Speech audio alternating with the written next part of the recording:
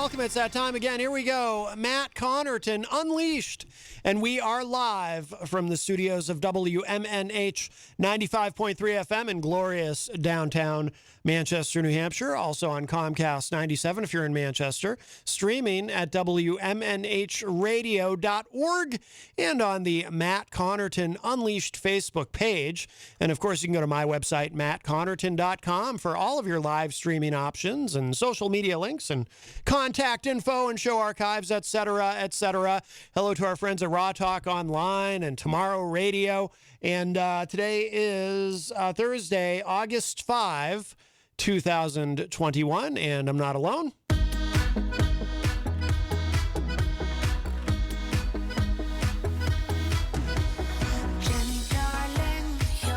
Hello. Jenny is here. Love that song. Yes, yes. That is Jenny by Studio Killers. And let's see. We are, of course, I want to remind you, proudly sponsored by the Hop Knot in the Brady Sullivan or the Hobnobbin, as someone we know calls it, in the Brady Sullivan right across the street at 1000 Elm Street. They have delicious gourmet pretzels. They have craft beer. They have trivia. Today is Thursday, which means tonight is trivia night, hosted by the great Bill Cini, who also does trivia on the morning show on Wednesdays. And, of course, Friday nights, our friend Grant Lampton plays there live from 7 to 9 p.m. But, yeah, such great food there, great service, and a wonderful family that owns and operates it. So we love the Hop Knot very much, and they seem to like us quite a bit, too. I can see the open sign from here. Yes, yes, it is nice. We can see them right across the street there. It's beckoning you. Oh, there you go. Yes. Pretzel pizza. That's right. Oh, I do love the pretzel pizza. See, you got it right now. I'm so proud of you. Yes, yes. Well, you know, eventually. It just took a little work. Yeah, yeah, absolutely. A repetition. If you'd like to enter the discussion, you can give us a call at 603-250-6007. 603-250-6007.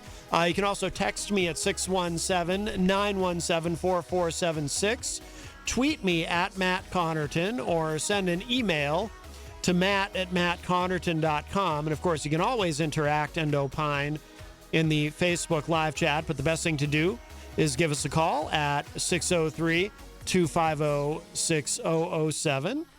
And we will take a moment and say hello to everybody who's in the Facebook live chat so far.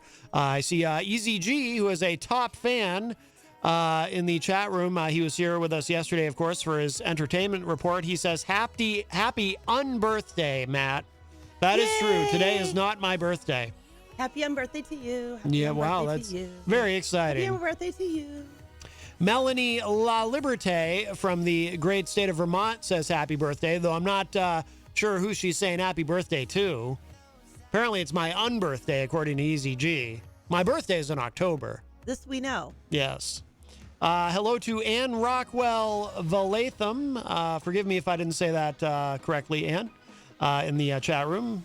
She says hello. Jenny, I see you're in there. I am. I'm laughing at Melanie because she just realized that she missed the part of birthday, so she thought she was actually wishing you a happy birthday. Well, I can see where it would be. I can see where it would be confusing to her because people don't usually wish you a happy unbirthday. In fact, it's not typically a subject of discussion at all ever. So Eric is very unique in that. Dan Levasseur also in the chat and says hello, along with Wayne Noel, who is a top fan all the way from Michigan, representing the Midwest. Michigan. I like to say it that way. Why? Michigan. I don't know. I just do. Try it. Michigan. Yeah, it sounds better when I do it. Michigan. No, see, it's not Michigan. Now you're just saying it wrong. Michigan. Eric Street says, one of your 364 unhappy birthdays. I see what you did there. See what you did there, my buddy. Goodness.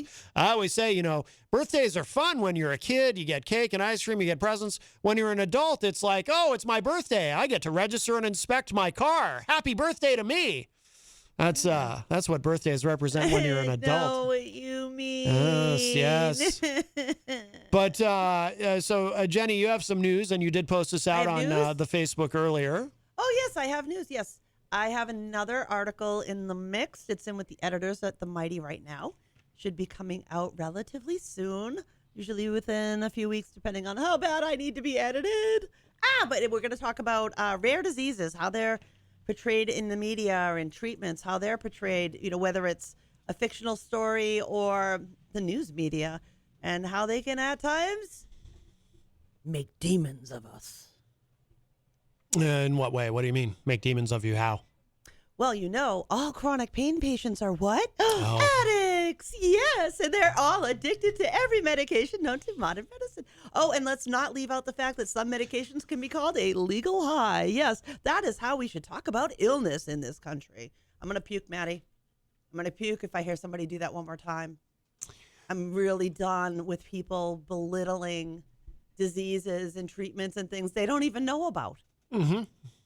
But when you're dealing with a rare disease, it's kind of a special animal because there aren't a lot of you out there. When you demonize one, you demonize that small group. Yes. It's not like heart attack where you hear about it a lot. Somebody will pop off a disease, whatever, small fiber neuropathy, and it's rare. It means that that's less than 200,000 people in the nation that have that disease is what's called a rare disease. Yes. And when you get into the rare disease treatments, well, that goes down another little rabbit hole. But there'll be more on the Mighty, and you can find me at Jen Coffee, Jenn. They didn't give me Jenny because they already had it with somebody else. So I had to go ahead and be Jen. Mm-hmm. But that's okay. It's at Jen Coffee on the Mighty, and you can also find more information about me on jencoffee.com. Excellent. Very, very good. We should talk about a big story this week that we haven't gotten to yet. Governor Andrew Cuomo. Did you see his response to the AG's report? I watched it live when he went on air, and Yes. I thought, just resign, dude. Yeah. There is nothing that you can say right now that's going to dig you out of this whole resign. Well, the thing is, you can tell he's cooked because his own party is largely against him. President Joe Biden, obviously a Democrat, is calling on Cuomo to resign. Although Biden kind of boxed himself in way back in, I think it was March, when he was asked by somebody, if the AG's report comes back bad for Cuomo, do you think he should resign? And Biden, at that point, publicly committed to, yes, I do. So he didn't leave himself any room to obfuscate. But bad to me is an inappropriate relationship with maybe one or two people. This is awful. 11. This is 11 different people with unwanted contact, one of them being a police officer, a state police officer. Well, not all of them. Just to be fair, I think a couple of them unwanted contact, but many of them not actual contact, but a lot of comments, conversation. Yeah, I heard a recording of him singing "I Love You" to an aide. Oh, I didn't hear that. Or someone of that nature. A recording? Yeah, the evidence about this isn't just about interviewing these women. There are recordings, there are pictures, there are all kinds of things that they looked at that brought this to be true, especially when you have a woman saying something, there's a picture of it, or, there's a recording of him doing it. Come on. The laundry's out. It's dirty as heck. Do the right thing and drop out. Just step aside. I didn't know about the recording. Yeah, he needs to just let his state move forward without him. But he's too egotistical because he wants to beat his dad. That's what drives that. He wants to beat his dad. He wants to serve longer than his dad did. Or at least be the equivalency of. Wasn't his dad... Mario, 2 terms? I don't remember how many terms. Oh, at least Mario. This is what I remember when I was a kid about Mario Cuomo. Well, I first became aware when we would go like once a month. My family and we would go to New York State because my stepmother had family there, and I just remember when we'd cross the border into New York, it said, "Welcome to New York, Mario Cuomo, governor." So Mario Cuomo was enormously popular. This is the first thing I always remember about Cuomo. He was so popular that in 1992, people were begging him to run for the Democratic nomination.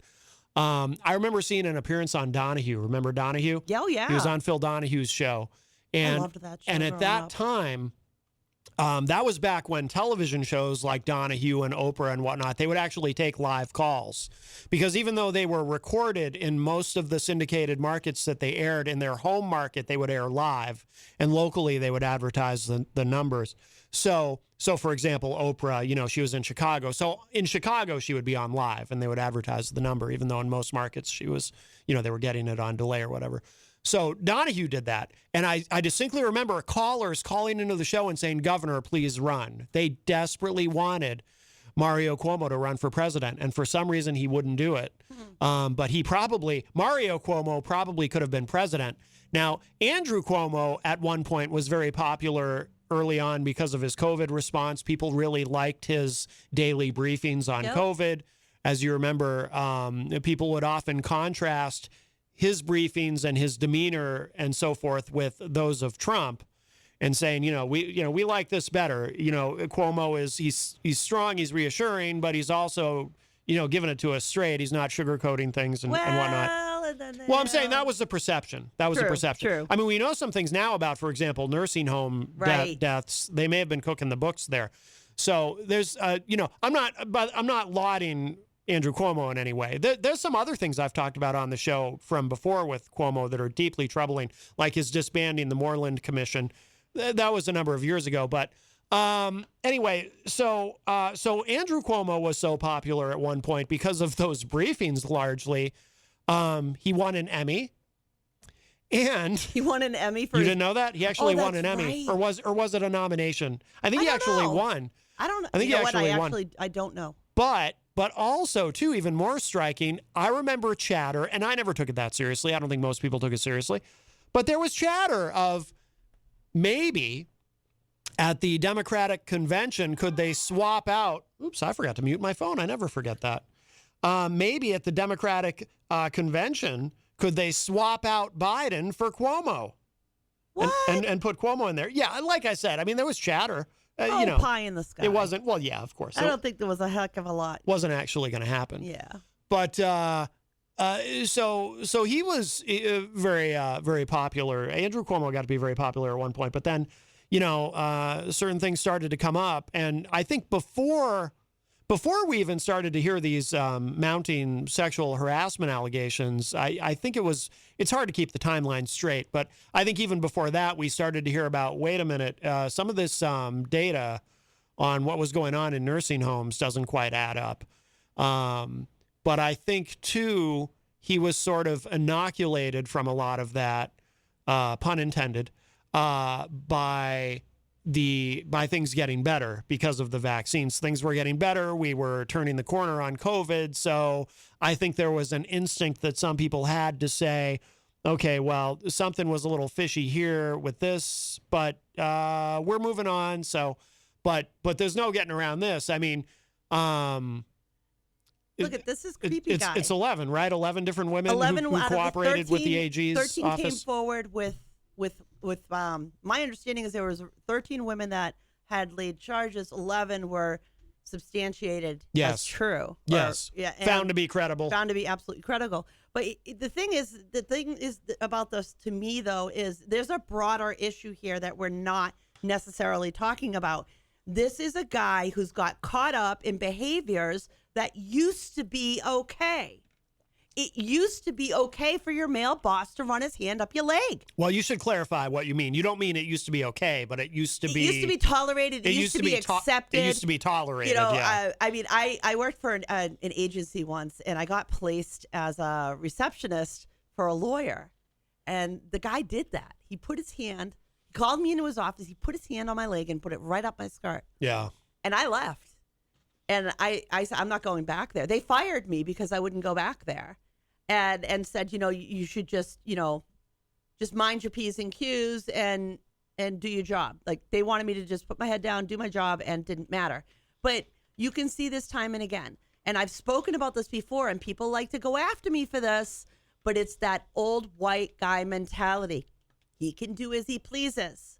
Women will do as they're told. And that was, for the longest time, what everything has been based in. First, women were property. Then they got the right to vote, but they still didn't have the right to a bank account, property, any of that.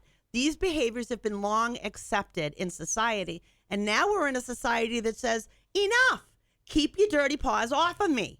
I don't need you to touch me. I don't need you to caress me. I don't need you to do anything. Just be professional with me like you are the guy that works in the cubicle next to you. And now people are holding that standard and actually being able to stand up for it. Because like I said, in my own lifetime, I was fired from a job because I wouldn't tolerate that behavior. And that's what his excuse is. There was a guy here in New Hampshire, and I don't remember what his position was, but I feel like you might know who I'm talking about if I remember his name used to come up when I was Gary's co-host on Rock, Paper, Hand Grenades. Gary would bring this up. There was a guy, powerful guy who somewhere in government here who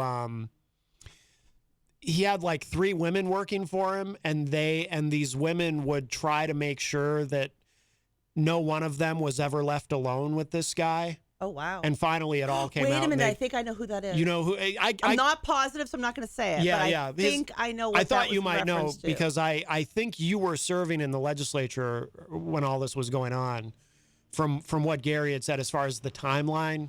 But yeah, this guy who like they actually would he had 3 women working for him, and they actually would talk about, like, they would coordinate with each other. Like if he had gone out somewhere and one of them knew he was coming back, it's like, okay, the one who he told, yeah, I'm on my way back to the office, they would then tell the other 2. And it was this whole thing. Like they had this whole system worked out to make sure that no one of them was ever left alone with him. That is because something that he would get handsy. Well, that is something that countless women have done for centuries. For centuries. Like I said, we're coming out of an era that was based on women as property. The doctor didn't tell the woman what was wrong with her. He told her husband. This is the society we used to live in, and these guys grew up in that society. They think it's perfectly okay to go put your hands on you and touch you without you even like realize. You don't even have a chance to say no. They just come on, you give you a hug or rub their hand down your back. I mean, how many women are hearing my voice right now going, oh, God, yeah, I hate that. Mm-hmm. I hate, put their hand on the back of your neck like they're holding it, like you're holding on to you, like you can't move unless they let you go. That these things happen, and they've happened in the workplace for a very long time. And unfortunately, there were a lot of men in positions of power that would lord that over women. I mean, do we have to go far to know this story? It's repeated time and again. And here we are now in 2021 talking about atrocities that happened 40 years ago. Yeah. That are just now coming out because these things were accepted. They were kept under the radar. Nobody talked about it. It was permitted. It was accepted. And you were expected to go along to get along, keep your mouth shut, wear a lot of pants. I mean, that's literally what women have done for centuries. We're now saying, no, enough. And you know what, Governor, you don't get to use that as an excuse. You don't get to say that what things were better that day, back then because I could do those things. Well, no, you shouldn't have. That's the thing. You should have never done it. You should have never laid your hands on another woman without her permission. Ever. It wasn't okay then. It's not okay now. You're just getting caught with your hand in the cookie jar. Resign. Melanie in the chat room, by the way, she is one of my absolute all-time favorite commenters. She said, everything went downhill after we got the right to vote. Am I right, fellas? You can actually look that up. I know you're kidding around, but you can actually look that up and find old, real black and white movies and stuff about that very thing. Yeah. Or men getting together trying to discuss how now that they were back from war, we need to get the women to go back home and out of our jobs. Yeah. Because, we put you in there temporarily. Now we want our jobs back. You should go back home, little lady. You don't need to be working. And women wanted to work, and look what happened there. Wayne says, and he is hiding at home. Yeah, he's probably hiding at home until his fate is decided because it's going to be out of his hands. He's being an absolute jerk doing this because what's going to happen, we all know. There's going to be an impeachment. And his statement was pre-taped, so they had time to edit it together. Of course. So he didn't. It's not like he came out to the podium publicly to make a statement. I'm sure there were a few lawyers involved in what words he would say, because words matter. Melanie says, I heard they were moving to impeach him if he doesn't resign. Yep. And that they have the votes. Yeah, they do. That's what I heard. That's the thing. I mean, his own party is that's when you know you're really in trouble, because if longtime listeners know this, a theme with me has always been the reason that, I mean, there's many, many reasons why I loathe this binary two-party duopoly that we have in this country. And one of them one of the many, many reasons is it provides a sort of lack of accountability for our public officials, because usually Democrats only want to hold Republicans accountable, and Republicans only want to hold Democrats accountable. So, and the analogy that I like to use is, say you work for a company and you're in middle management, but you're doing bad things. Maybe you're sexually harassing people in lower management, or maybe you're embezzling from the company, whatever it is. You're in middle management, and people in lower management are complaining to upper management about you. But imagine how much you can get away with when you're in middle management if you know that in upper management, about 50% of the people in upper management are going to be very upset with these bad things that you're doing, but the other 50% are actually going to be completely fine with it. They'll excuse it. They'll look the other way. And they might even say to the person complaining from lower management, hey, yeah, maybe this person in middle management is doing this bad stuff, but what about that other guy who you do like, who also did bad stuff? See? So so that's how it is in politics. If you know that only 50% of your colleagues are going to be actively trying to punish you, but the other 50% are going to enable you and look the other way, then you get away with all kinds of stuff. So in a rare situation like this, where everybody wants to hold Andrew Cuomo accountable, clearly he's cooked. And then add to that, and anybody can clarify me if I'm remembering this incorrectly, but my understanding is the state police officer, the female state police officer that has come forward, said specifically that she did not feel she could safely say anything to anybody about this. And on top of that, she was put on the detail at his request, and she had less than 3 years of service, which the requirement to be on his detail was a minimum of 3 years of service, and that he wanted her, so he got her. Mm-hmm. And then she gets into this situation, and she's like, what do I say? How do I, like, she literally was afraid to say anything because she'd lose a job. Yeah. And she needs the money to pay her bills, I mean, that's same thing here, same story, different year. And anybody who's standing by him in those flimsy excuses in the face of all that evidence, especially if it's a guy, I'm going to be sitting there wondering, what are you hiding? Why are you okay with that? Why aren't you speaking up? Well, I really think they better be careful about staying too close to that guy, because in the end, it's going to burn them. Well, so far, like I said, Biden has publicly said he should resign. So has senators from New York, of course, Kirsten Gillibrand and Chuck Schumer. They have both said he should go. There are 4 DAs that are now looking at criminal charges. Yeah. Oh, yeah. There are criminal charges potentially coming out of this. There are 4 different DAs doing that. The only person I've heard so far, maybe not be quite so forceful about suggesting he should go is Eric Adams, who is very likely to be elected the next mayor of New York. He was on CNN earlier, and he kind of hedged a little bit and said, well, we have to let the process work, and, we have to have due process. And if these allegations are proven to be true, or however this is going to go, then we have to, or if he's impeached, then obviously, that's it. If he's impeached, he has to step down under the law while that trial goes forward. Yeah. That's what'll happen there. And my understanding is they only need 76 votes to impeach him, and they've got a well over 80. Yeah, Wayne is saying in the chat room they have 90. I wouldn't be surprised. Yeah. I would not be surprised at all. You really have to, I don't know, I think you got to be a little thin there to go along with this. Also, too, the lieutenant governor there, apparently, from what I understand, I forget her name now, but everybody has a lot of confidence in her that she'd be a good governor. So, from what I understand. Did she know about any of this, though?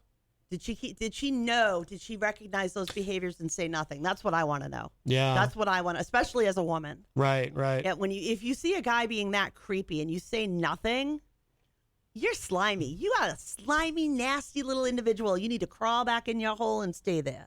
Because you shouldn't see something like that. Step up, say something, and stop it. Jeez, people. We're in the 21st century here. Rocky Huber said in the chat room, there are a lot of creeps in New York City. There are a lot of creeps everywhere. Everywhere. And when we hold them accountable, maybe we can get rid of a few of them. And maybe we'll breed less of them. I don't know for certain. Well, there's probably a lot of them in New York City, right? I mean, I could sit here all day long and tell you people that I'm a badass from New York, and I am afraid of no man. I mean, is there something about New York that's just...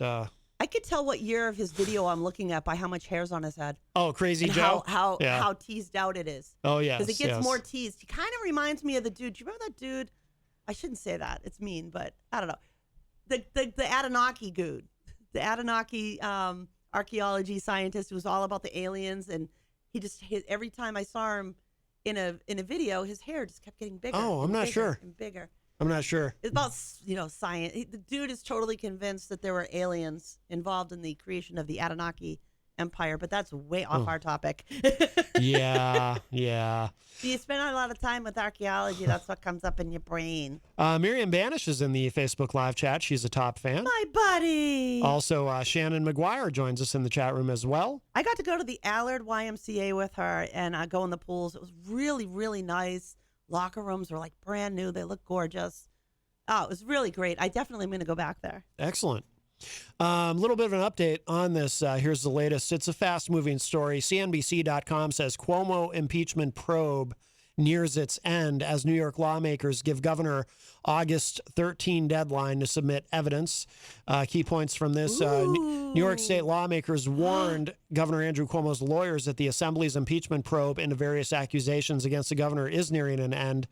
They're moving quick. The investigators gave Cuomo's lawyers about a week to furnish any final evidence to the Judiciary Committee. The request comes 2 days after a scathing, detailed report that said Cuomo sexually harassed multiple women.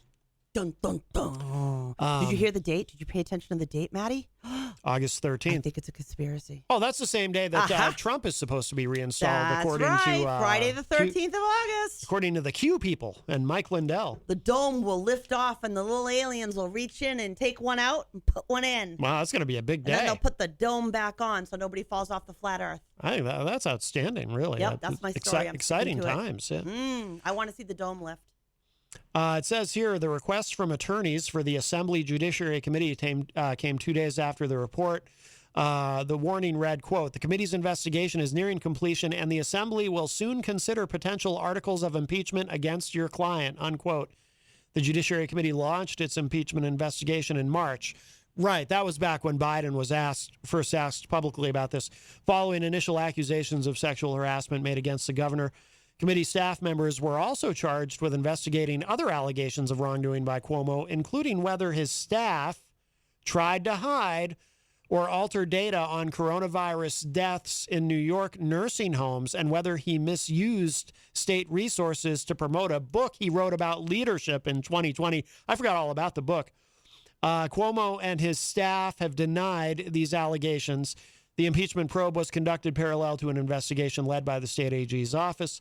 On Tuesday, New York Attorney General Letitia James released the findings of her office's investigation, a bombshell report that found Cuomo sexually harassed at least 11 women and retaliated against a former employee who complained publicly about his conduct. That's a key thing. See? I'm right to say what I'm saying. The retaliation is... That family is embedded in their government. That'll do him in. These little dynasties need to go away. They need to go away. And the Cuomos have one. And they know how to hide their stuff really, really well. If I'm not mistaken, and I would be willing absolutely to say sorry if I am, I believe that it was him that also did this whole thing about collecting knives. Ooh, evil knives. Right? And then used them. Who did this? I'm pretty sure it was in New York. It was pretty sure it was Cuomo. Andrew Cuomo? I'm pretty sure they did this big knife collection thing. Oh. And then all the money they made off of however they did this was used to do a campaign led by the governor about anti-violence knives, which of course turned into a lovely reelect me campaign ad. But Gee, go figure. A politician uses something in the guise of community service to fund themselves. Not surprised. Well, that's pretty sharp if you think about it. See what I did there? That was good there. Thank you, I like yes. that one, yes. The 165-page report landed like a grenade in Albany and Washington, immediately prompting scores of Cuomo's fellow Democrats in office, up to and including President Joe Biden, to call for his resignation. A spokesperson for the governor did not respond to a request for comment. So far, Cuomo has shown no signs that he plans to step down. On the contrary, the governor issued a statement Tuesday strongly denying some of the allegations against him and portraying himself as the victim of a political witch hunt. That never works. Oh, please. But Thursday, well, I shouldn't say that never works. I think he's trying to take a page out of Trump. I think he's trying to take a page out of Clinton. Because now that I'm thinking about it, because that kind of did work for Clinton. I mean, that gets complicated and there's a lot of nuance there. But by the time Bill Clinton was impeached, his approval rating was actually up because a lot of people and it's a separate conversation, but a lot of people felt it was unfair. I, to this day, have mixed feelings about the whole deal. But he actually garnered a lot of sympathy. But this is the president of the United States having an affair on his wife in the Oval Office and doing things that are not okay in the Oval Office. And he's in a position of power over her? Oh, heck no, I'm not conflicted. Right. But you are, but I'm not. No, I'm not conflicted about that specifically, but there's larger issues there. But we'll take this call. Hi, welcome to Matt Connarton Unleashed. Who's this? Hi, Matt. Hi, Jenny. This is Ron. Sweetie. How you doing? Hey, Ron. How are you? Doing good. I'm doing good. I just turned on the show. I gone upstairs and caught a little of it earlier, but just turned it on now. But I can't help but wonder, so if this goes to trial, is that 11 different trials, or will they try them all at once? No, it would be all at once. Well, no, right? it depends on which trial you're talking about. Impeachment trial happens in the body of government, well, that will not. No, I was talking about the harassment criminal stuff trials. So right there, the way this looks on the surface right now is there's at least 4 different DAs in 4 different districts of the state that are going to press. It depends on where the case is. If you're out of New York City, you might be under one DA, and no, it won't be all one trial. There could be 11 counts split up into 4 different counties. Does he? Because I really have no clue. Does he have the money to afford these trials, these lawyers, and the payouts? Oh yeah, I assume their family's so embedded in government, they got tons of money. There's no worry that they're going to have somebody to represent them. Yeah, I'm sure he can borrow. And any of these cases, since they're not actual felonies per se, is there a we don't know that yet. Statute of limitation on it? Well, no. That's a good question. I'm not sure. I don't believe in this situation there would be. I don't know. I don't know enough about it.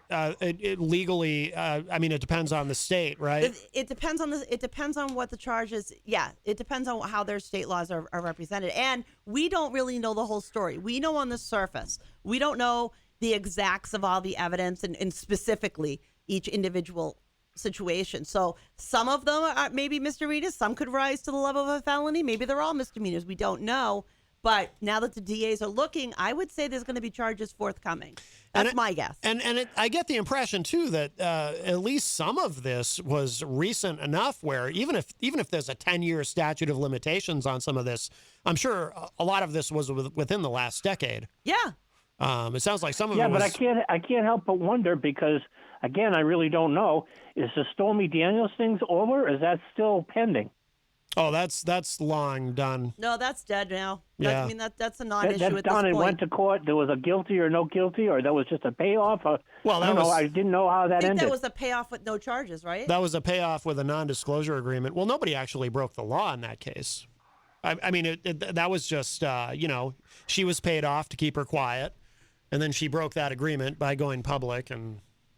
But that wasn't a criminal. Oh, you're right. You're right. Yeah, that wasn't a criminal other than matter. Rudy Giuliani kind of, or whoever it was that was trying to take care of it. Yeah, you're right. Michael Cohen, he's the one who Michael Cohen delivered the check. Yeah. When does a crime occur? Why does an NDA get to be valid?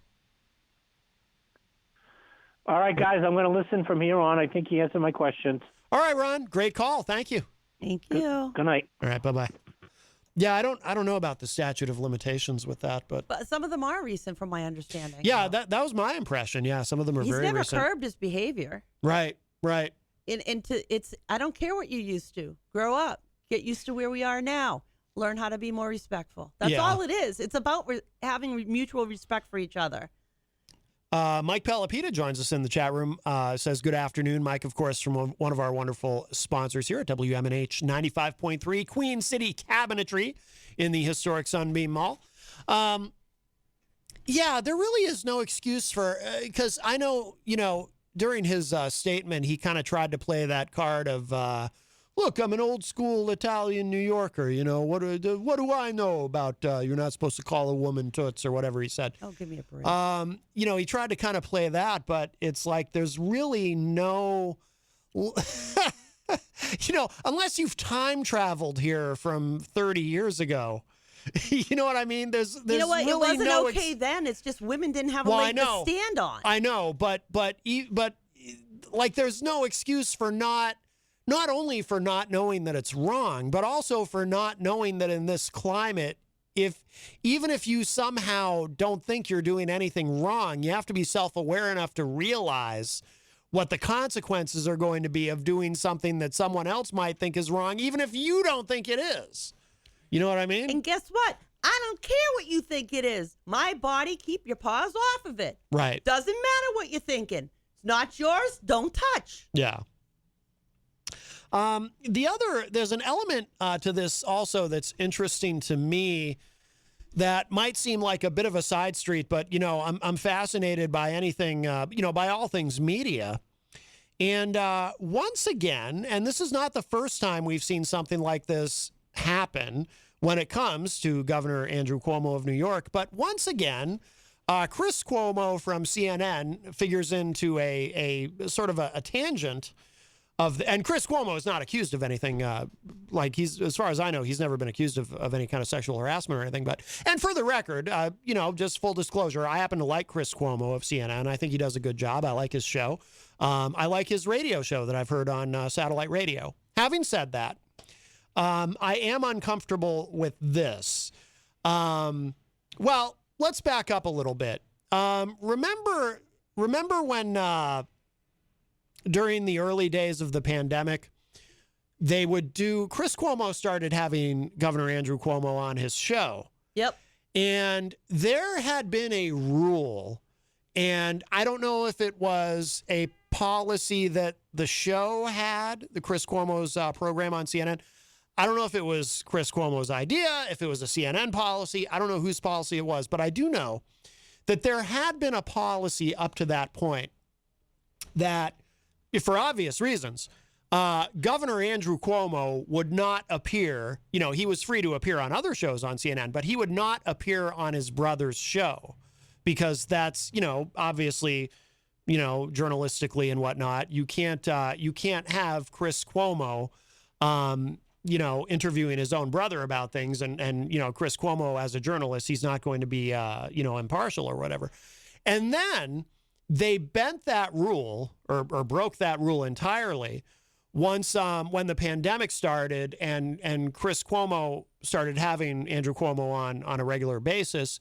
And they would do these segments discussing the pandemic. And apparently, from what I've read, that was allowed because there was a feeling at CNN that, well, this is a special case. This is an unprecedented I thought their banter was good, though. I really did at the time. That's the thing. And that's why a lot of people kind of overlooked it and said, you know what, this is fine. We actually need this. The banter is good because it makes everyone feel a little bit better, and they're brothers, and they're doing these segments where they're half serious, but then they get into some ribbing of each other. It's kind of fun to see that. Mom or something like that. Yeah, so there was a lot of that. But then we found out later that there was also something going on behind the scenes where when that Chris Cuomo was actually quietly sort of helping his brother with some of the messaging. And then when the thing about the nursing home deaths came up, Chris Cuomo was sort of off the record, off the books, advising his brother a little bit. So that's where you kind of look back and you go, maybe this is not okay. But when this stuff started, his brother said he wasn't going to talk about it. Right. When this first started about him with the women, he said he wasn't going to talk about it. He Right. wasn't going to take us, to publicly take his brother's side or anything. And by the way, that I'm okay with. Just to be clear, Chris Cuomo saying, I'm not going to cover this particular story on my show because it's my brother. You didn't think it was good for them to be on? That part I'm fine with. Well, no, you mean back what part are you not fine with? When they used to do the segments together? Yep. I was sort of okay with it at the time in that I understood why, but there was a little part of me that was a little bit uncomfortable with it. And then I became more uncomfortable with it later when it came to light that Chris Cuomo, behind the scenes, was somewhat advising his brother because Chris Cuomo is a CNN anchor. I became a little uncomfortable with it. Well, I mean, a little bit. But it's his brother. Why can't he give his brother advice? I mean, Well, would you have said that to Bobby Kennedy and Jack? I mean, should we have split the Kennedy brothers up and not allowed them to work together? No, but Bobby Kennedy wasn't working for a major media conglomerate. True, but so still, a little different. Two major positions in government. These things have all been so blurred that the lines between I mean, you got Sean Hannity showing up at Trump rallies. I mean, the lines between media and government have become so blurred anyway. That's why I say mixed feelings. Mixed feelings. Yeah, but I don't have a problem if the brother was being like, if you word it this way or that way, it'll be received better by the public. It won't scare people as much. I mean, I would want somebody. This is a really weird situation in the specifics about his brother interviewing him in relation to the pandemic. I really don't have an issue, and I don't have an issue with him helping him find the right wording to help the public, because this stuff's been pretty scary. Right, but I mean, yeah. I'm more offended by the stuff with the women. I'm more worried about that. Mixed feelings for me on a lot of it, but I am okay with Chris Cuomo, because Chris Cuomo has taken some heat for not covering Andrew Cuomo's scandals on his show. Like, why is he, like, then people say about Chris Cuomo, why is he giving his brother a pass? To that, I say no. That I'm perfectly fine with Chris Cuomo saying, I cannot cover this story because it is my brother. That part I'm fine with. Nobody should be taking his stories as gospel. It's his brother. You take it the way you see it, and you No, but what I'm saying is I'm okay with Chris Cuomo saying I'm not going to cover that. Absolutely. Yeah. Leave it for Don Lemon. Leave it for Anderson Cooper. Absolutely. Yeah. Again, it's his brother. I do see a distinction between blood relation there. Well, here's what this is from BusinessInsider.com. Here's what we're learning now. New York investigation confirms that CNN's Chris Cuomo helped his brother respond to sexual assault allegations. This I'm not comfortable with. So, bullet points from this. CNN news anchor Chris Cuomo advised his brother, New York Governor Andrew Cuomo, after the governor's sexual harassment allegations appeared. Chris Cuomo's involvement was confirmed by an investigation from Attorney General Tish James. The AG's office also alleges that Chris Cuomo drafted a press release for his brother. This I'm not okay with. Why? Because he's a good writer. So he gets his brother to write it. He puts it out there and everybody gains an opinion. I don't have a problem with the brother helping the brother with his right. I just don't. I think it's normal. I think it's something. It's a writer. It's a writer. I know what you're saying. It's a writer. But I mean, there's a part of me that there's a part of me that says maybe it doesn't matter because Chris Cuomo okay. It's not really all that secret either, obviously, because, I mean... Right. Let's pull back and take a broader view of the media for a moment. And this is why there's a part of me that says maybe this is fine.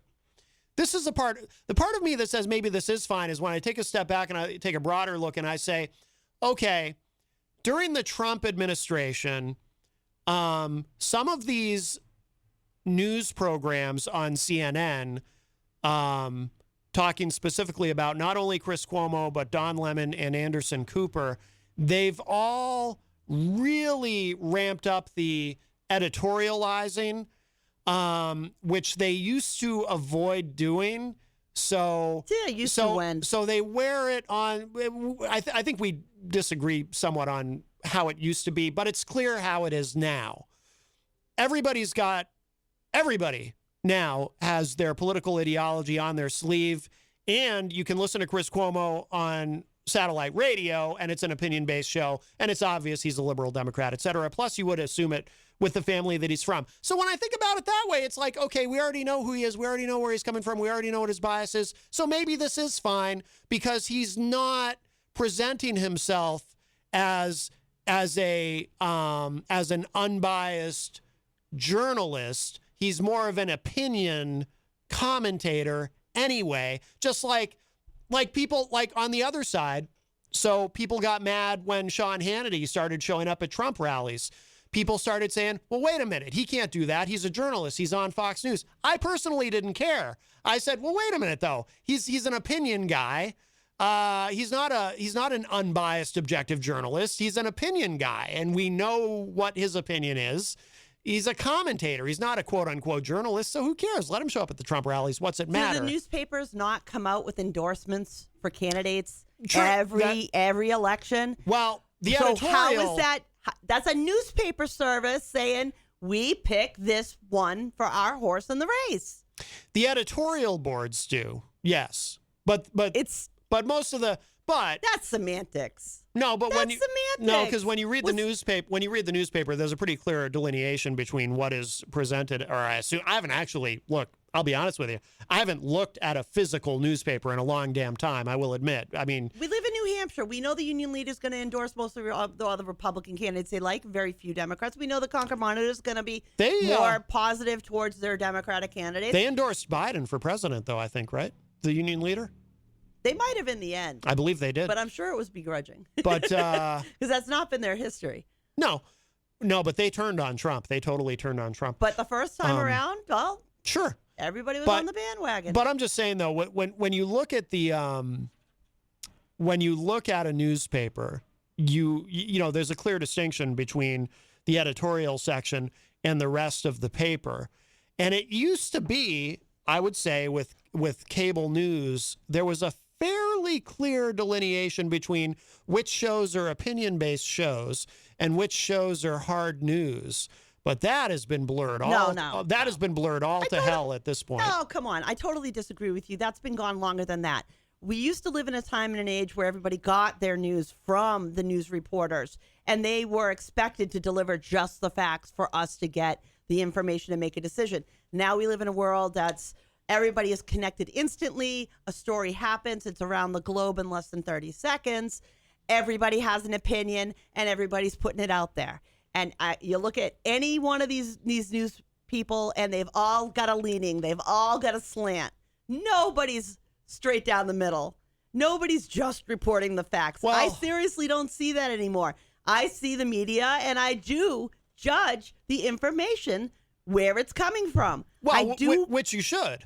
Well, but actually, long gone are the days that when news media was actually, well, geez, integrity comes to mind. Integrity. Now we don't have integrity. Well, now we have it's very rare in this type of political climate. Okay, maybe when there's hunger and war and stuff going on, yeah, you get some decent news reporters then.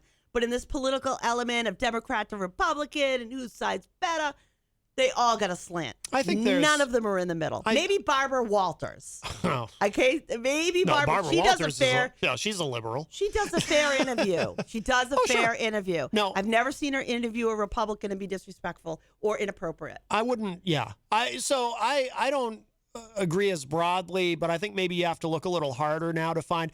I'll tell you what. I'll give them a. And I have no reason to plug them. I have no connection to them whatsoever. But aside from that, I listen to it in the car occasionally. But on satellite radio, there's a Bloomberg News channel, and they have a show. Bloomberg. They have a show. They have a show called Balance of Power, and it's funny because it has such a dramatic name, Balance of Power. You almost wouldn't think it would be what it is, but it's a very dry, very straight, hard news. It's like I detect no. When I listen to that show, I detect no bias at all. It's really good. I recommend it. Balance of Power. It's on Bloomberg News. But it's, it takes a very sort of dry, dispassionate. But Bloomberg uses his media to slant news. He is a major player in politics, and he always has. How many times have people talked about him running, or didn't he run once? I thought he ran once. Well, he ran for president. Extremely liberal, way far over on the left-hand side of the screen. I don't agree with that. Bloomberg? Oh, yes. He's anti-gun. He's anti... Oh, yeah. Well, he's been all over the place. So he's been a Democrat. He's been a Republican. He's anti-knives. He wants to take away your knives because you shouldn't be able to cut steak. Yeah. I think he's not a valid source. I don't think he's very hands-on, though, as far as Bloomberg media. Are you kidding? You need to look that guy up. He throws his money and his name behind a ton of stuff. Yeah, I don't You know think how the Mothers Against Guns got their money? Yeah. Him. I know. And that's how they got established in all the different states. I'm just saying, though, I listen to that channel and I hear a lot of hard news that doesn't sound like, I don't think Mike Bloomberg is in there directly overseeing the editorial board, is all I'm saying. Articles have a slant. It's not just in the editorial, it's in the articles as well. Yeah, I'm just telling you. I think Balance of Power is a very good show. Maybe it is. I haven't heard it, so I'm not going to pass a judgment on that specific show. Right. But I know the man behind it, and I know where he's put his money, his attention, and his energy. You sound like Elizabeth Warren. What? Remember how much during the debates, how aggressive she was with Bloomberg? I thought she was going to walk over to the podium and punch him in the face. He's a bit misogynistic sometimes. You got to admit, he comes off pretty not so great when it comes to women. I don't blame her for that. I'm not a fan of her, so to speak, but I don't blame her for that. Yeah. I'm not a fan of his at all. Sorry. Yeah. Like, a lot of the times when I see media that I think is actually being somewhat fair, it's coming from another country. I'm watching what's going on in our nation from another country, or Sky News. Sky News is another good one. BBC has a excellent reputation. But I'll tell you what's really freaky is when you watch the news about America in another country, and you see the way that how they see us. All I know is when I went 2 years ago, I was embarrassed. Yeah, I was embarrassed, and then some of these news reports that come on, I wanted to crawl under a rock. Wanted to crawl under the rock when I saw a Scottish family.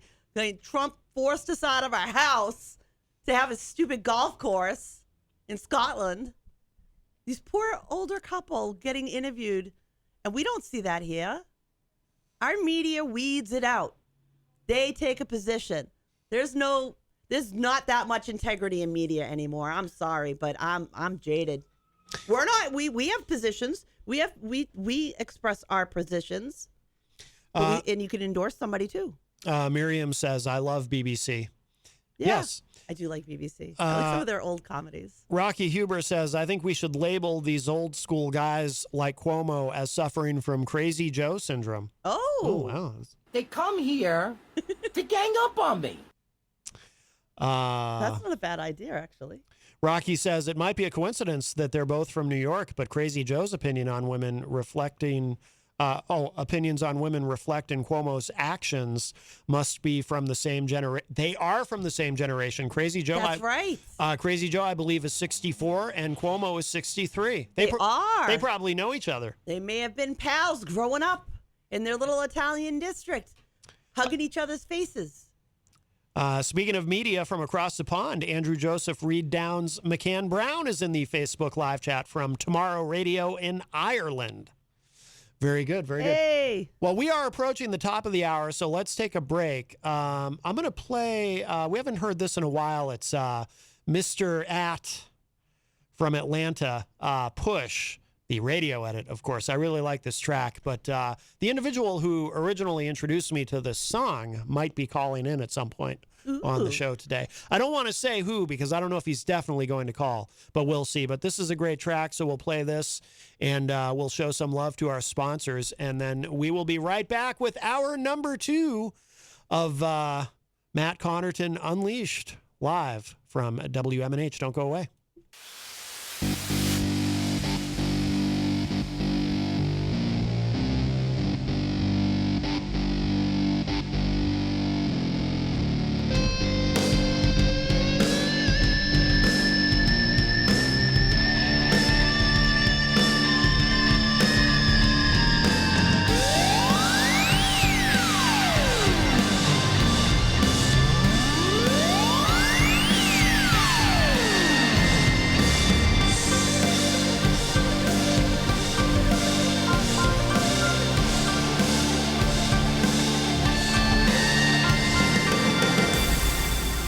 Welcome back, everybody. We are into hour number 2, numero dos of Matt Connarton Unleashed, live from the studios of WMNH 95.3 FM in downtown Manchester, New Hampshire. Also on Comcast 97 if you're in Manchester, streaming at WMNHradio.org and on the Matt Connarton Unleashed Facebook page.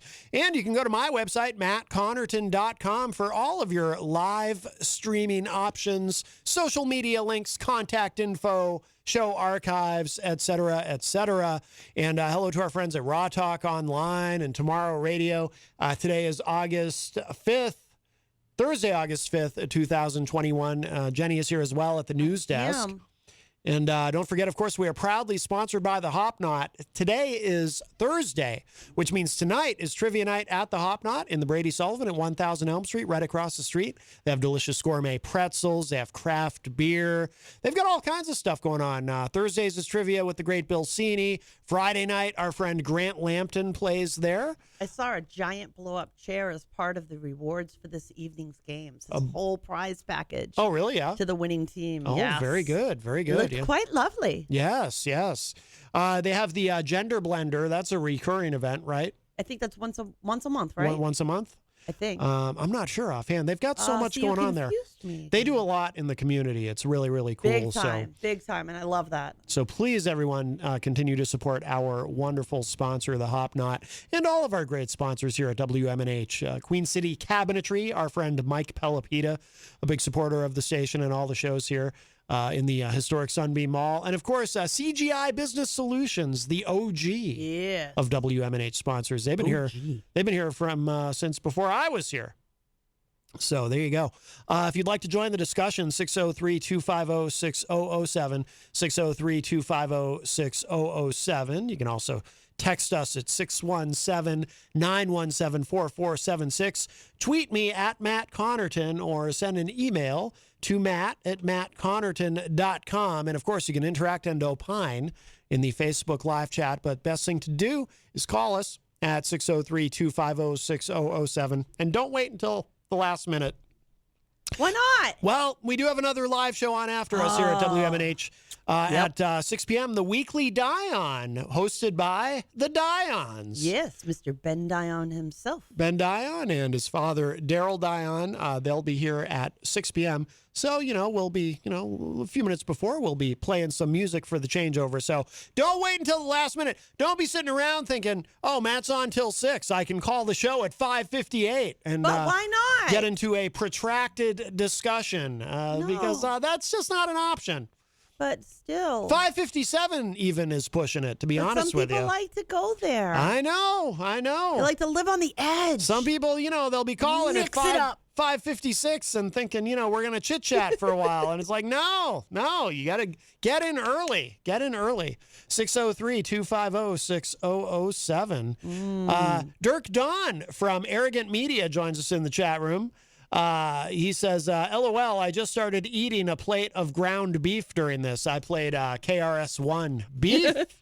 By the way. He's angry. Yes, he's always angry, he says. Now, or maybe he's hangry, and that's why he started eating a plate of ground beef. No, he wrote angry. By the way, for anyone who's caps. For anyone who's wondering, no, I am not a vegetarian or a vegan. Me playing that song might give people Puddles that impression. Puddles is a vegan. Puddles Pity Party. He's a vegan. Yes. Well, there you go. Yeah. I am not. I do eat meat. I eat meat too. The reason I play the song is I love KRS-One, but also too, there's been a lot of people who have been on the show who have had beef, who've been beefing with other people. But they were beefing with you.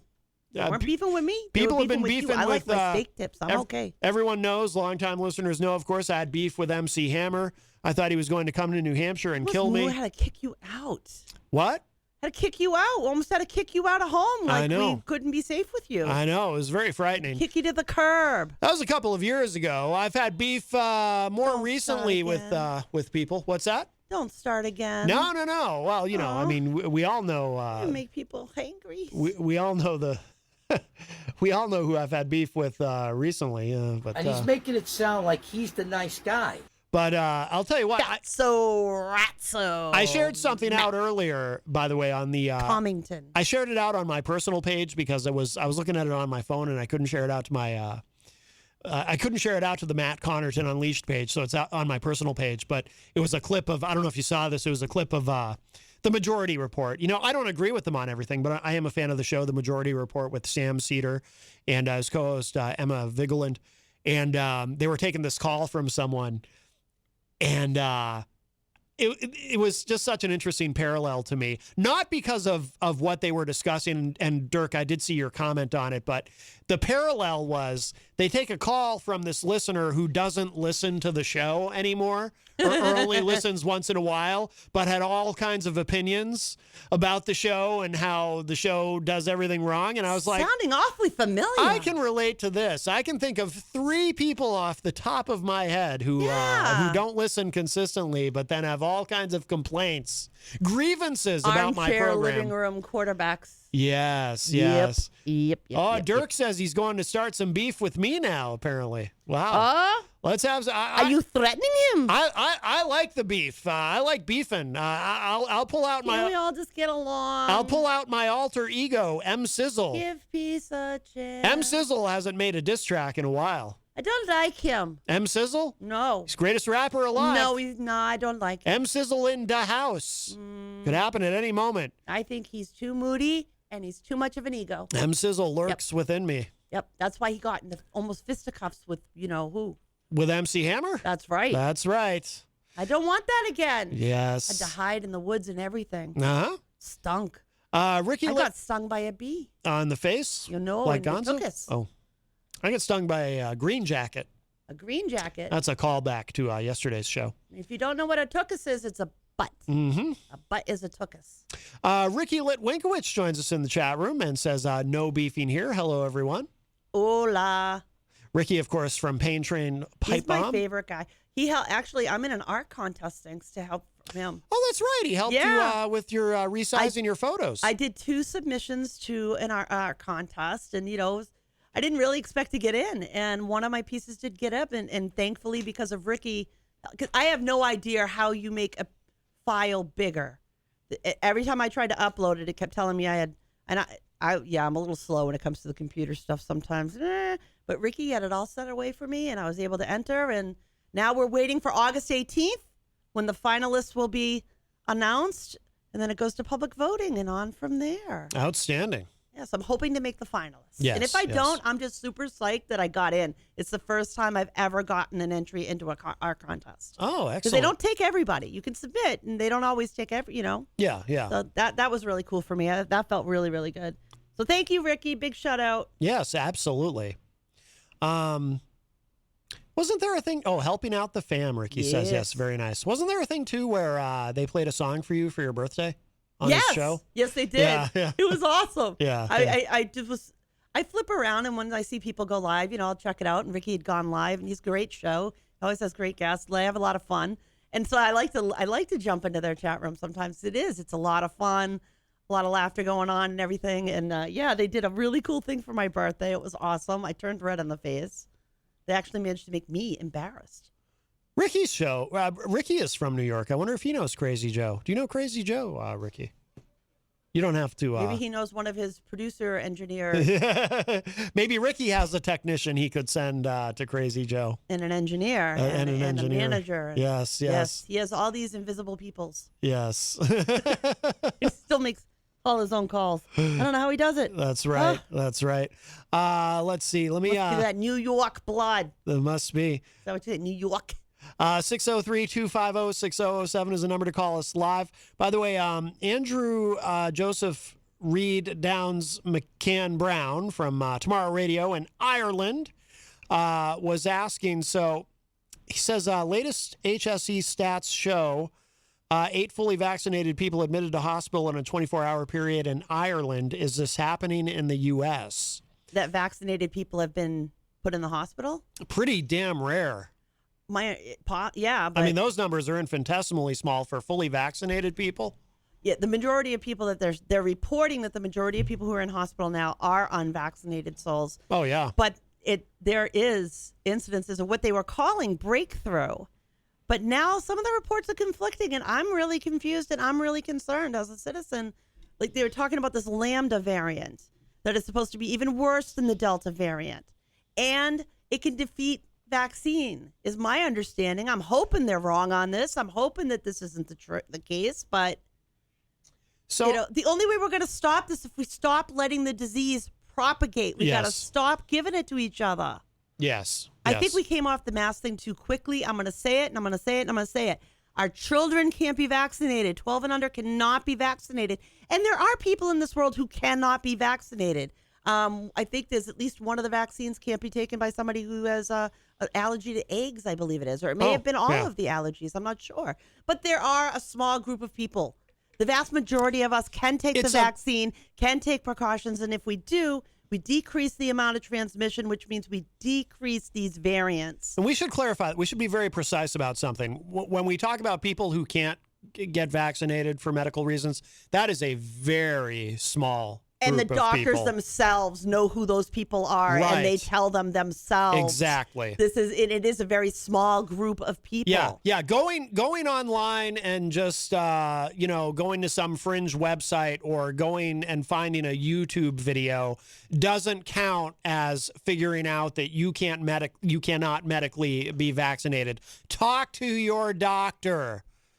Absolutely. Please, everyone. Talk to an actual medical professional. Something you saw in someone's right-wing conspiracy theorist Facebook meme should not be upon which what you base your medical decisions about things like getting vaccinated. Yes. Talk to your doctor. It cannot alter your DNA.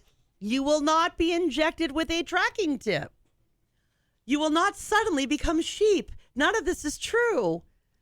None of this is true. If we did this, if people talked like this during the days of measles and polio, we would have never gotten anywhere. Oh, I know. We would have never, ever survived that. We've seen, who knows how many people would have been dead from that or affected permanently. Because, polio isn't just a sickness. It was stopping limbs from growing, can't walk, can't take care of yourself. It was a pretty nasty disease to want to, maybe get inoculated against. So this isn't great. And we know that the Delta variant does respond for the most part with these vaccinations. And we do know that the vaccines work for the prevalency of it. So we take the vaccines, we keep each other safe. We keep our babies safe. There are a lot of, what scares me, Maddie? I saw a report this morning. The amount of children hospitalized has gone up exponentially. I believe the state of Florida announced it was somewhere around 128, 130 kids that are now in intensive care situations in hospitals. Yep. And this is scary. And we as adults have a responsibility, I think, in community to help protect our children. We know that 12 and under cannot be vaccinated. We know they can die. We've seen it. We live in New England. Just look at Boston. Just go to Children's Hospital. Talk to them. You live in New Hampshire, go talk to Dartmouth. Let's look it up. They're going to be the first ones to tell you about the kids that they're having to put in a body bag. You want to see a medical provider fall to pieces, put a child in a body bag. Yeah. Now tell them they have to do it multiple times. Come on, folks. We need to work together, keep our kids safe. We're 2 years into this thing. We're starting to see a light at the end of the tunnel, and we're going to blow it. We're going to blow it in this moment, and everything will get exponentially worse again because people are just spreading fear.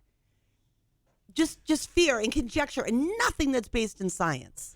Andrew says in Ireland, children will be able to get vaccinated very shortly. That's good. Currently, Pfizer is in the running at this point for waiting for emergency clearance to be able to give children under the age of 12. And this morning I heard actually really great news. Pfizer, probably by the end of next month, will be fully approved by the FDA, not just emergently approved, but fully approved. And they're anticipating that to happen by the end of next month. And I know there's a lot of people out there that were simply waiting to hear that was going to happen or see that happen before they would take the vaccine because they were a little bit nervous. Yeah. So, hopefully that makes a difference. Hopefully it does. Hopefully. But some of these states out there, there's like 38% of the people have vaccinated. Oh, yeah. Their hospitals are getting bad. Florida, Texas. One of the hospitals in Texas Arkansas. I was watching on TV was literally taking a conference rooms and their cafeteria and turned them into healthcare sites to take care of people because they're starting to get that bad again. It's so sad that there's people who can see something like that and still be like, oh, it's all a hoax. It's just the flu. This isn't real. It's come on. You know what I'm worried about, Maddie? We just had Soul Fest here. Yeah. You know how many people go to that here in New Hampshire? And that's a uber religious thing. Yeah. So that makes me wonder how many were actually vaccinated. I doubt anybody was wearing a mask. Yeah. And they're even saying now that people who are immunocompromised and at a higher risk for severe illness should start wearing a mask again indoors just to protect themselves a little extra to make sure you don't get this. Because this Lambda variant is really scaring me. Yeah. It's really scaring me that could be the one that gets out of control in the United States again. And then what do we do? Although whenever I hear Lambda, I immediately think of Revenge of the Nerds because of Lambda, Lambda, Lambda. We're going to go through the whole alphabet at this rate. Yes, I know. Alpha, beta. What's C? Is there a C? I don't know. Alpha, beta. Is it delta then? Yeah, Delta. Epsilon. Yeah. Well, How did we get to Lambda? Geez, we got to L already? Yeah. Wow, that just clicked into my head. By the way, Ricky in the chat room says, actually, I'm embarrassed to be a New Yorker because of Crazy Joe. I don't New blame you, Yorkers dude. know the truth. We have a I'd call. love to know what he thinks about Como. Yeah. Hi, welcome to Matt Connarton Unleashed. Who's this? Hi, Matt. Ron, one more time. Hey, Ron. This is probably old news to other people, but I guess I got so saturated with everything that's going on in my life and on the news that I lost track. Have we pinpointed the exact cause, whether it was China or a laboratory, animal accident, or, have we figured out the root cause of this? That is still being investigated, and I know from what I was reading earlier today, they're still digging. I know that the lab leak theory has gained a lot of momentum. And that's where I was. Yeah. You were at the lab? Absolutely. In Wuhan? No. Oh. Lab leak. Oh, I thought maybe you were That this patient. was something I thought you were saying that you were patient mankind zero. made to use against mankind, and they got it out of control. Yeah, well, no. That's what I think happened. I don't buy the friggin' monkey thing. Yeah. I don't buy it. I'm sorry, I don't. Well, we'll see. I think we would have seen a different. I really think that this was humanity being stupid again, like we always do. You want to see what goes wrong on the planet? Just look at a human. Well, Seriously. We'll see. We stink. We destroy things. It's terrible. Maybe we should just give the did country hear them back to the say, animals. Or I heard a comment from someone that said that, maybe I'm not even wording it correctly, but they said, why would a company that makes these bio stuff make something that could affect their own people? So they were trying to lean against the thought that, it was done on purpose to, The COVID virus, though, has been long in existence, and it has been used in labs. Even in the these things exist in labs. There's some nasty stuff here in the U.S., too, that they experiment with. It's possible that this was, again, I'm just saying it's possible. I don't know how much evidence there is to suggest this, but this is pure conjecture, but it is possible that this was being worked with, used in a lab, developed in a lab with the intention of being able to use it as a bioweapon, and something went wrong and it got out and people in the lab got infected or whatever. But we just don't know yet, but it is being investigated. Anything's possible. It's also possible that it leaked out of a lab, not with the intention of being used as a weapon, but they were doing something with it and it got out. Or maybe the original theory is true, that it did come from a bat. Who knows? A wet market. I wonder about the doctor they shut up. Today I was buzzing through the AM stations, and because I can't stand commercials, so I'm always trying to catch news and not commercials.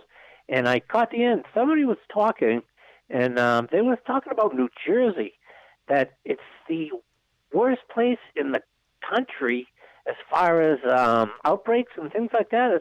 Have you heard anything to that effect? I haven't heard New Jersey mentioned. I know Florida, it's exploding right now. Also Texas and Arkansas. There was a I must couple have my other information southern wrong. states, I think. I must not have picked up enough on what they were talking about. I thought they were just saying that New Jersey was a hot spot for a lot of things, all in the United States. Oh, yeah, I don't know. I haven't heard that, Ron. I'm not sure. All right. Skip that one. Yeah. But I was just trying to figure out the origin of this. And all right, I'll wait and see, and I'll listen to the rest of your show. All right, Ron. Thank you for the call, my friend. Well, Thank you. Bye-bye. there's not a lot of redeeming qualities going on in that New York, New Jersey area. I mean, they do follow the Yankees. Right. I mean, come on now.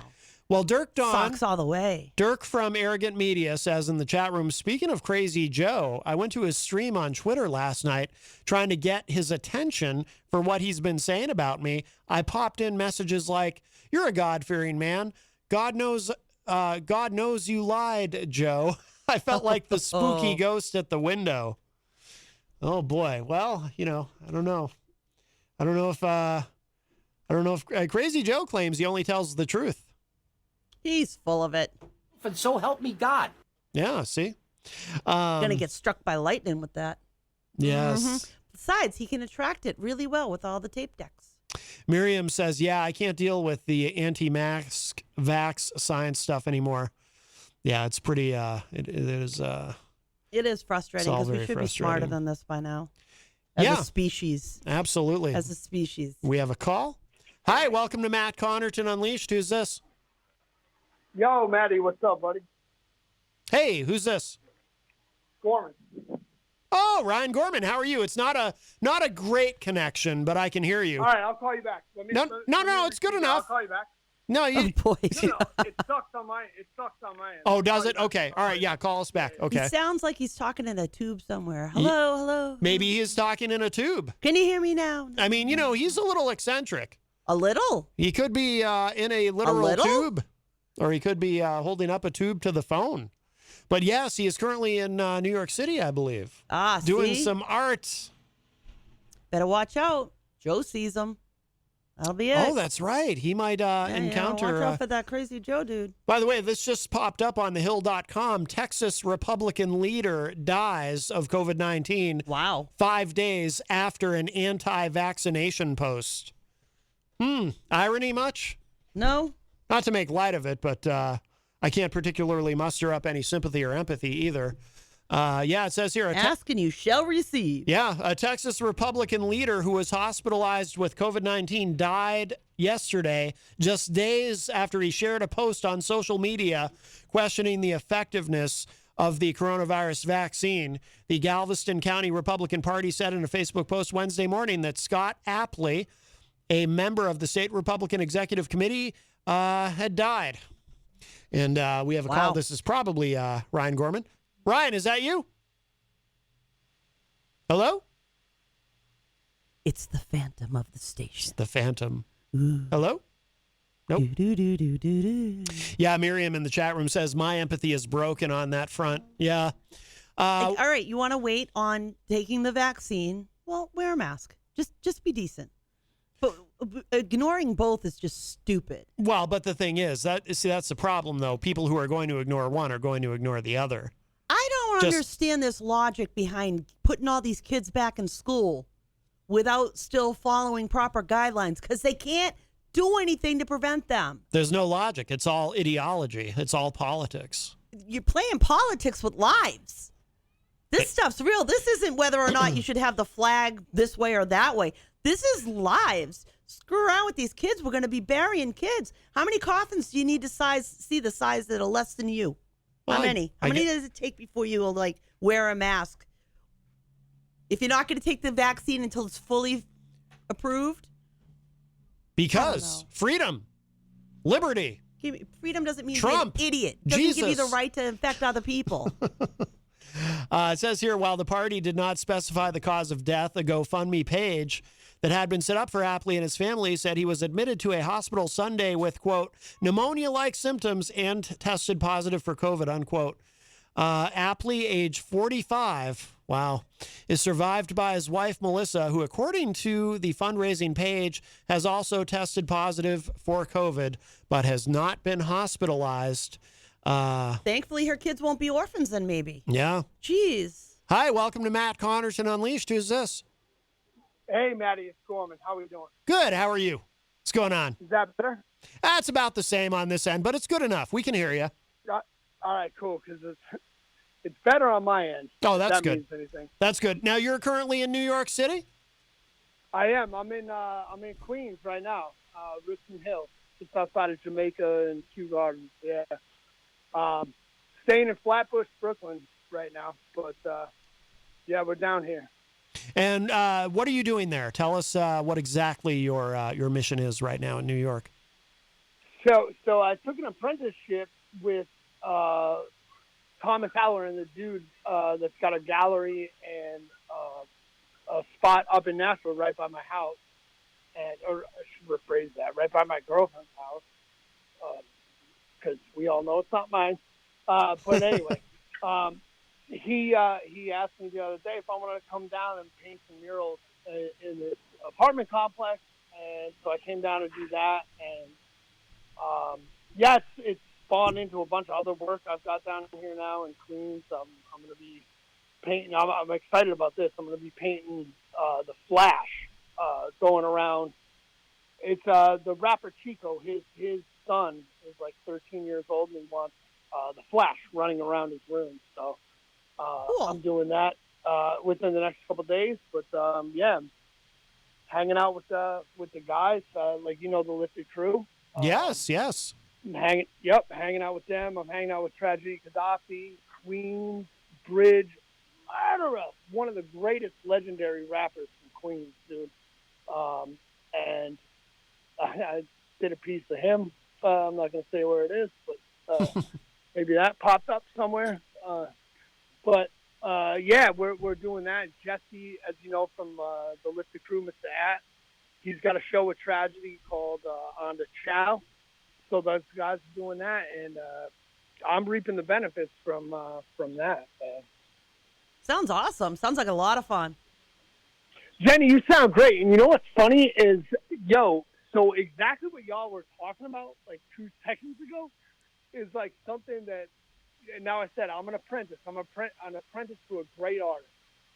And artists are weird dudes, period. Matt, you know me? Yep. A weird dude. You know Gonzo? He's a weird dude. You met Jenny? She's a weird I'm chick. a proud weirdo. We're weird. I'm a proud weirdo. No, we're weird. Yes. But it's funny when you run into somebody that's like, it's like, yo, you're my boss.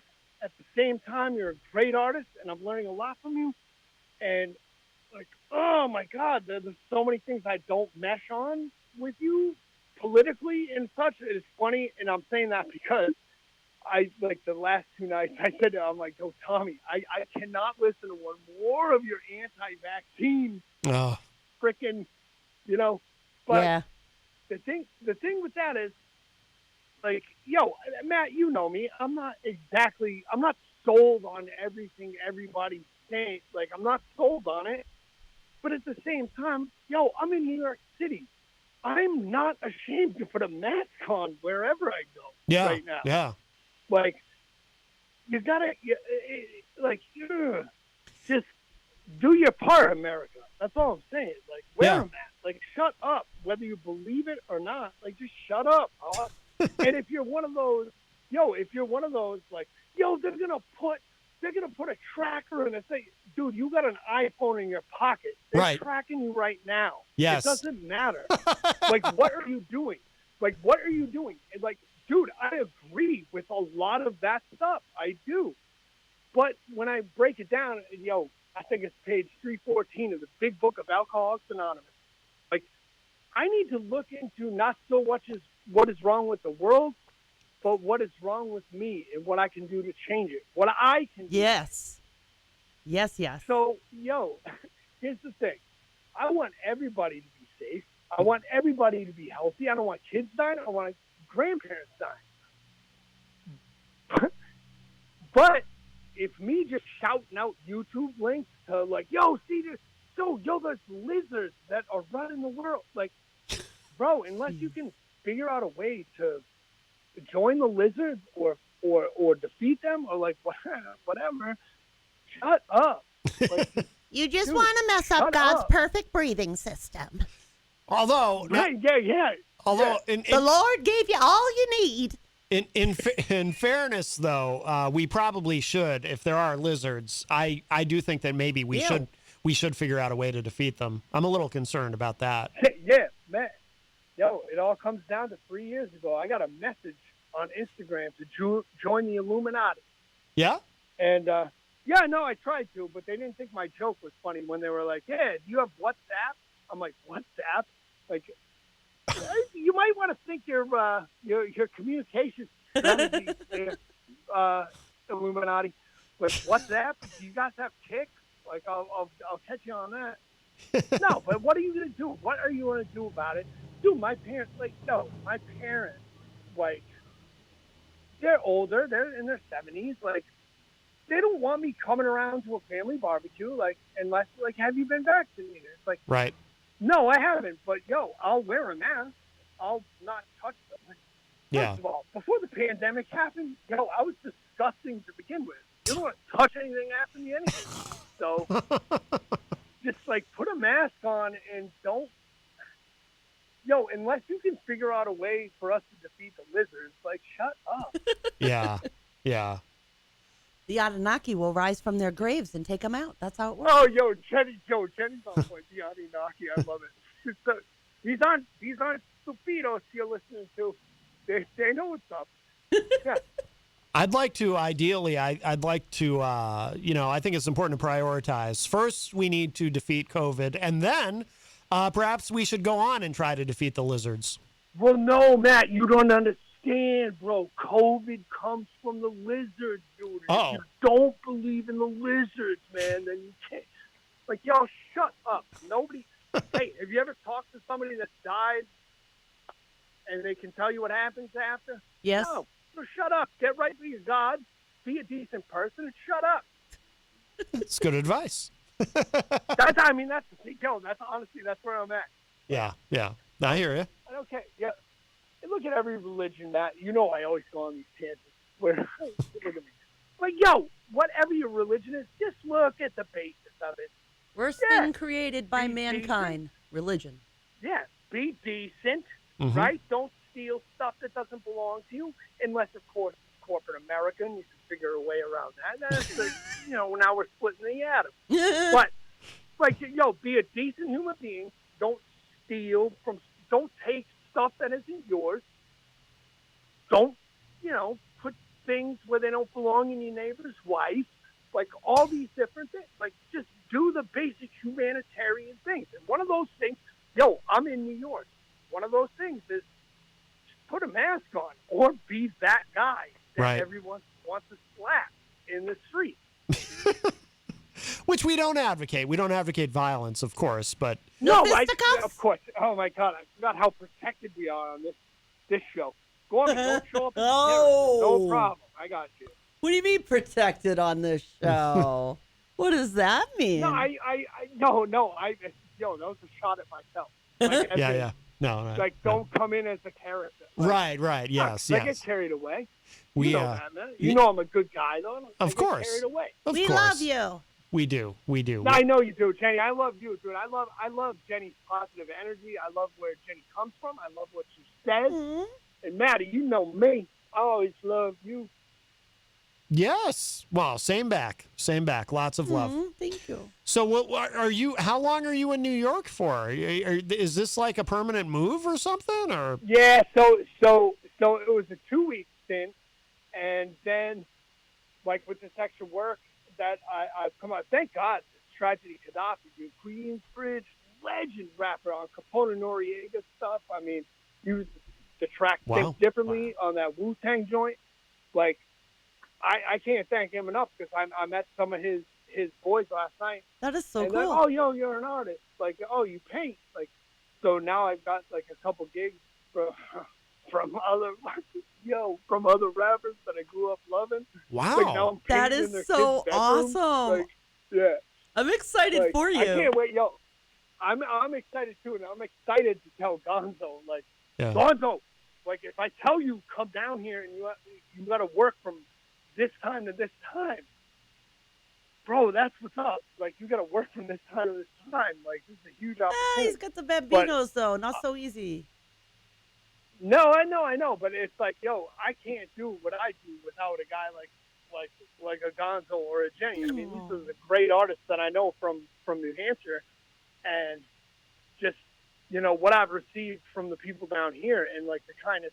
And by the way, let me just point out, anybody up north, let me just point something out.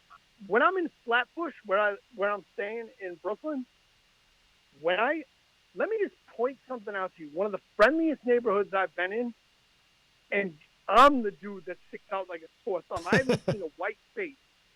I have not seen a white face up until I came to Queens, and then I saw, whatever. Yeah. But when I'm in Flatbush, dude, I'm in the Little Caribbean, which, by the way, is awesome. The food is banging. The music is banging. But I am the only pale-faced dude you'll see around there, and I have never been in a friendlier neighborhood. So when I get back to New Hampshire, I don't want to hear it. Well, this X, Y, this X, Y, and Z. No, dude. I'm the sore thumb sticking out, and these people are the nicest people I've ever been in a community. And that speaks for Nashua, too. I live in Nashua right now. Yeah. And I feel more friendly faces. I've asked for directions. I've asked for, like I said, I'm wearing, a tie-dye shirt, sandals. And, I don't necessarily look like I'm from the area. Yeah. But I just want to say, click off your TV for a minute. It ain't that bad. Yeah, yeah. By the way, Ricky Litwinkowicz in the chat room says he's in Flatbush. Oh, no kidding. Yeah. No way. Well, let's get up. Yeah. Yeah. You should totally hook up. Are you guys connected on Facebook? I don't know, but send them my way. I'm looking for. I just found out my cousin Sammy was in Flatbush too, so I'm trying to see her. Yeah. Yeah. So I mean, it took 6 to 7 minutes for me to step outside the house and make friends with cats that grew up there, and so I'm eating the greatest Caribbean food. I'm going to parties in Manhattan. We're hanging out with legendary rappers. All right. And all it is I'm not a jerk. I'm not a jerk, and I don't pretend to be something that I'm not. Yeah, yeah. That's it. Yeah, yeah. There you go. Well, listen, Ryan, I'm really glad you called. We do have to start to wrap up because there's another live show after Yeah, wrap us it up, man. on Thursdays. But thank you so much, my friend. It's wonderful to hear from you, and I'm glad it's going well for you there. And you know what? Check your Facebook because I just hooked you up with Ricky. I put you guys into a chat with each other. Tell Ricky I'd love to fucking hang out, man. I'd love to hang out. But yeah, sorry. Yeah, go ahead and check your messenger. Yeah, very good. Cool.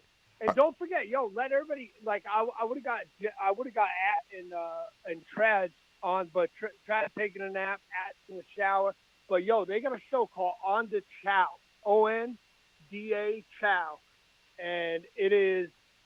It's a really cool concept. It's a cooking show, which we've all seen. We all know the cooking show. Mm-hmm. But this is two, legendary Queensbridge rappers where they're cooking a dish, but it's their guest rapper that comes on, and it's a dish that they grew up knowing. So, sometimes it's like a grilled cheese and mac, and it's whatever they grew up knowing. So, keep a lookout for On the Chow, and keep a lookout for your boy, the most sought-after artist in New York right now, in the hip-hop community. Very cool. Nah, I'm just kidding. That's not true. It's not true, but I'm going to start a rumor. Maybe it will be true. Yeah. There you go. All right, Ryan, we got to go. Hey, thank you so much, my friend. All right, Maddie, love you. Jenny, great to hear you. And keep up the good fight, girl. Keep out there. Love you. All right, Ryan. Take care. Bye. Bye-bye. All right, the great Ryan Gorman. That was cool. Yeah, I wasn't sure he was going to be able to call in, so very nice. And sounds like you hooked him up with our friend Ricky. Yeah, who was in Flatbush. So that's awesome. Be cool to see Gorman on Ricky's show. Yes, definitely. Well, we do need to begin to wrap up because there's another live show after us here at WMNH. So we'll play a little music in between. But the weekly Die-On coming up next at 6 p.m. right here from WMNH 95.3. And of course, we do want to remind you about our wonderful sponsor, the Hop Knot in the Brady Sullivan right across the street at 1000 Elm Street. It is Thursday, which means it is trivia night. And tomorrow night, of course, the great Grant Lampton performs live there. And did you want to remind us about, the article isn't published yet, right? No, but it's in editor. It's in editor. I have other articles up on the Mighty. You can find me at Jen Coffee if you look me up on the Mighty.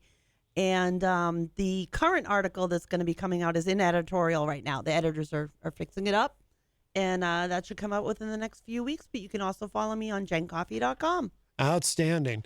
And great. All right. Thank you, everybody. Thank you again to Ryan Gorman for calling in, and Ron and everybody in the Facebook live chat. Like I said, the weekly die-on is next. And if you missed any part of today's show, it will be up in just a little bit at WMNHradio.org. And, of course, my website, mattconnarton.com. What's that hairball again? I know. Org. And by the way, too, sponsorship opportunities. You know, we're always interested in talking to people who want to sponsor the show, sponsor the station, etc. Hit me up via email, matt@mattconnarton.com. I would love to talk to you. I know that everybody's very happy, you know, the Hop Knot, Queen City Cabinetry, everybody's CGI Business Solutions. Like I said, they're the OG of WMNH sponsors. Come on aboard. The water's fine. Yes, yes. We'd love to talk with you. Anyway, on that note, we're going to get out of here. Weekly Down up next. Bye, everybody. Bye-bye.